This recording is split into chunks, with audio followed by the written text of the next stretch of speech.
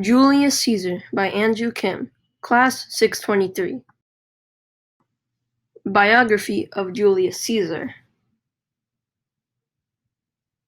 He was born on July 100 BC in Rome, Italy. He was born into an aristocratic family, and his family was well off for a family living in ancient Rome. Caesar was taught by a private tutor. While there, he learned reading, writing, law, and public speaking, which all would have been helpful for his later career. When Caesar was 16, his father died. This caused Caesar to become the head of the family. He soon married the daughter of a powerful Roman politician. Her name was Cornelia. A fight soon broke out between the current dictator of Rome, Sulla, and Caesar's uncle, Marius, and Caesar's father-in-law, Cinna. Caesar then joined the army and left Rome in order to avoid the conflict between the dictator and his family. When Sulla died, Caesar came back to Rome as a military hero. Caesar soon allied with Pompey the Great and the wealthy Crassus. Crassus was a great public speaker and very popular with the people. Caesar soon became the consul of the Roman Republic when he was age 40. After 1 year, he became the governor of Gaul. And then he conquered Gaul in the way that he made the people there respect him. Because of Caesar's accomplishments in Gaul, Pompey soon became jealous. Caesar and Pompey soon became rivals. And while Caesar had the support of the citizens, Pompey had the support of the aristocrats. Caesar tried to run for consul again, but the Senate said that he would have to give up his army first, and Caesar refused. Now he was recognized as a traitor to Rome.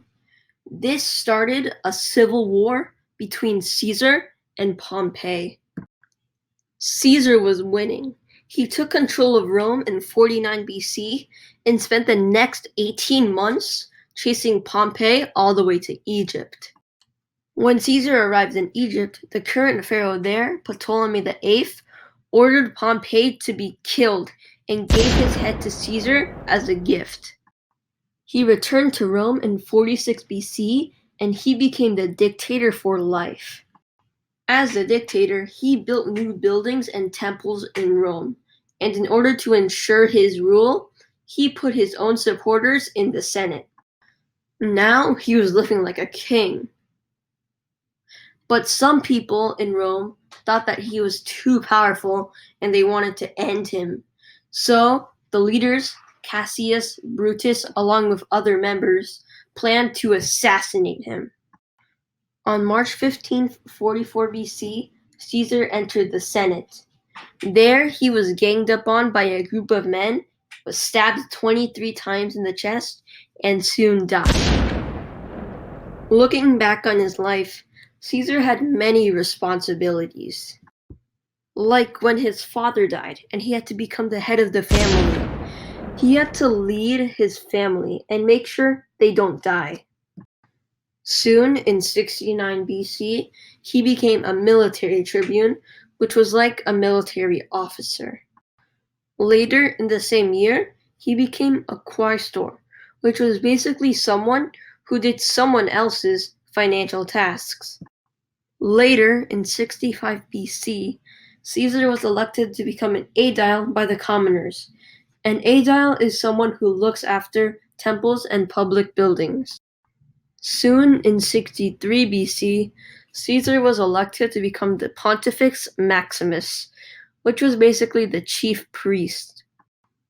In 2 years, 61 BC, Caesar was appointed to become the governor of Spain. In 59 BC, he became one of the consuls of Rome. It was like the president, and it was the highest ranking position in the Roman Republic. But there were 2 consuls, and you only had 1 year to serve if you were one. After his year served as consul, he became the governor of Gaul in 58 BC, and while he was there, he earned respect from the people. His last responsibility was on 44 BC, when he became the dictator of Rome for life. Well, until he was brutally murdered.